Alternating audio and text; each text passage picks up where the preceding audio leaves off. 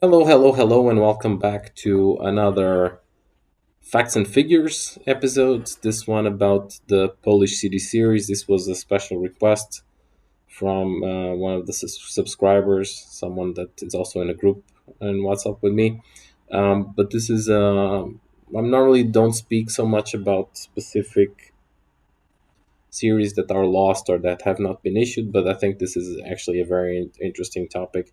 So I'll talk about it a bit. So we should start and look a bit into what brings us into the series that we're talking about today. And this is, of course, from Poland.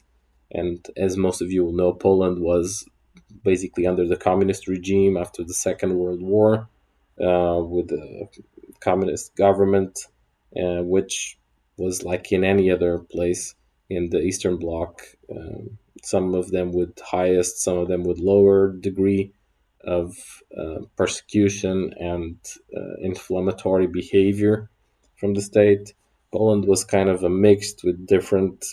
Some years were a bit more lean, the other years were a bit more complicated and hard on the people.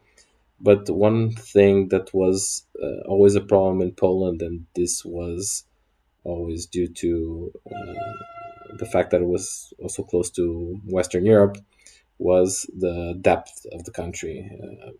National debt was always high in Poland. So, contrary to some of the other countries in the region that were a bit more stable in terms of inflation, Poland was always a bit of an exception there, with some periods of high inflation already between the 70s and or between late 70s to the beginning of the 80s.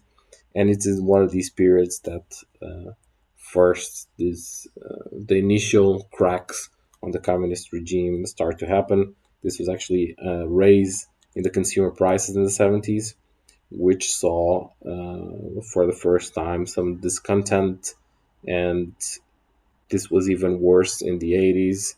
Again, beginning of the 80s, I think around 79 to 80, where large amount or countrywide strikes happened.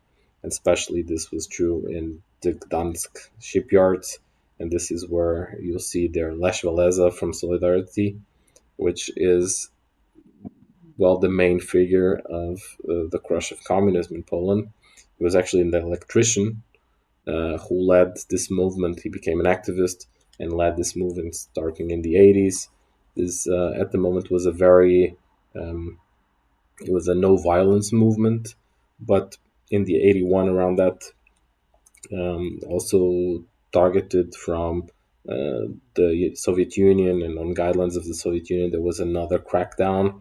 And this time, the beginning of the 80s was a period of prosecution of Solidarity and of Lech Walesa, but with, again, reforms in the Soviet Union beginning of 1986, 87 with the Glasnost and the Perestroika with Gorbachev. What happened was that these winds also came into force in Poland, which was much closer to Western Europe.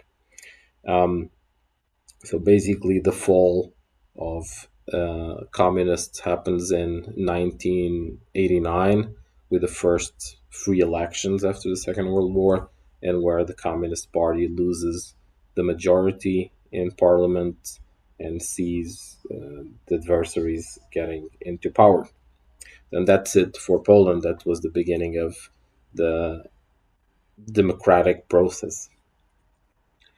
And and like in most of these countries in the ex-Soviet Union and the Eastern Bloc, uh, what came with democracy was also market economy, which was something that the people were not used to. And here in Poland, it was particularly bad in terms of inflation. What was happening is that the Polish zloty was being kept artificially at a certain value. Black market exchange rates were already much different than the real exchange rates of the currency. It was already a problem for many years, as I explained, the external debt. So you can see here clearly on the graph that starting from 1988, 1989, which were the winds of democracy coming in, the inflation just skyrocketed, and in 1990 was close to 600%. It only got better with the reform of the currency, which happened in 1994, where the zloty was revalued.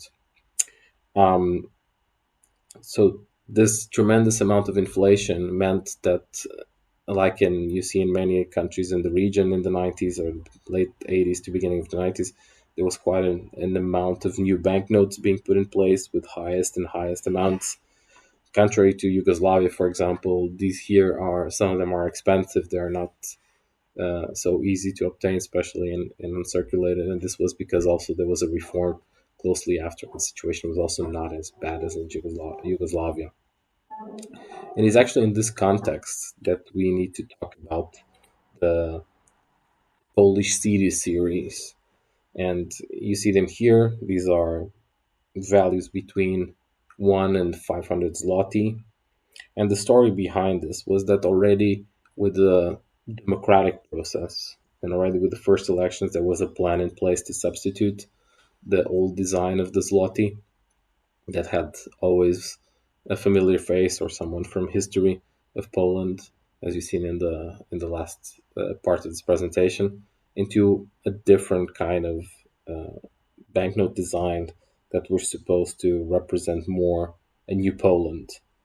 So this design here was approved still, I think, in 1990, and a contract was given to the German printer Giesecke and Livrant to print these banknotes, supposedly to be introduced on the 1st of January 1992. They were, I mean, it's known that these have been printed quite extensively, but in 1992, the inflation had already surpassed completely this 500 zlotys. 500 zlotys was worth basically nothing already in 1992. So these banknotes, due to that, mostly, but also due to the low security features, that basically you have to remember that the Polish government in the communist regime, the banknotes had very poor security features already compared to what was being done in Europe and in the Americas. And coming into a market economy, there was better options also to print those out. So these ones that you see here were very low on that. And you also have to remember that there was very big instability in the country, also in terms of political instability. After the first free election in 1989, there was a second one in 1991. So the government only lasted 2 years, and out of this new election came a very fractured parliament, where I think the party with the highest amount of votes had less than 15% of the vote. So there was a lot of discussion there. So some of the symbols here and this on the cities series were not, again, in accordance with what Polish identity would mean in a new democratic era.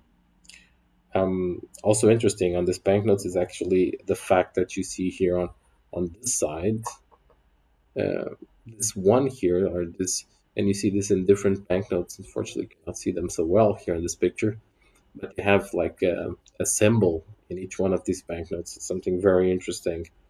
But again, one of the things here that was criticized is that although this being a Polish city series, and Poland also used this in coins, in the two zloty coins starting in 1994, they also have a Polish city series there with a big amount of coins with various different series. Was that these ones here were actually not showing important towns with important monuments as Torum and Plock.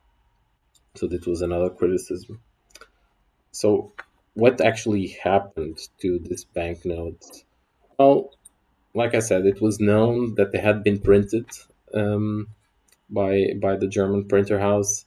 But what was known until a few years ago, until 5, 6 years ago, was that all of the banknotes had been destroyed shortly after 1992, and that only 1,000 sets had been, all of them with this cancelled word on top of it, had been released into the market. And this, okay, 1,000 of each one is a very low amount even for banknote collectors, and this made the prices extremely expensive for these banknotes. But that's not true. We know now, basically a few years ago, I think 4 or 5 years ago, the National Bank of Poland um, sent out two, or started doing this, these books, which have also a limited edition, but this books which have, one of them is actually all the banknotes from 1975 to 1996. So from this series that where the banknotes zlotys went all up to 1 million zlotys, I believe. And the other one is also the Polish CD series, this time without the cancelled word on top of it. So quite a significant amount of these banknotes were released into the market when these books came out, and the prices have also plunged. But again, this is an interesting series that was never issued, a quite recent one, and basically the history is like inflation just made it that this banknote series was not worth releasing anymore, because basically the highest amount was not worth anything. And that's the whole story behind it. I hope that you enjoyed this video. Uh, and if you have any other requests of specific topics that you want to see me discussing, just let me know in the comments. Thank you so much for watching. Bye bye.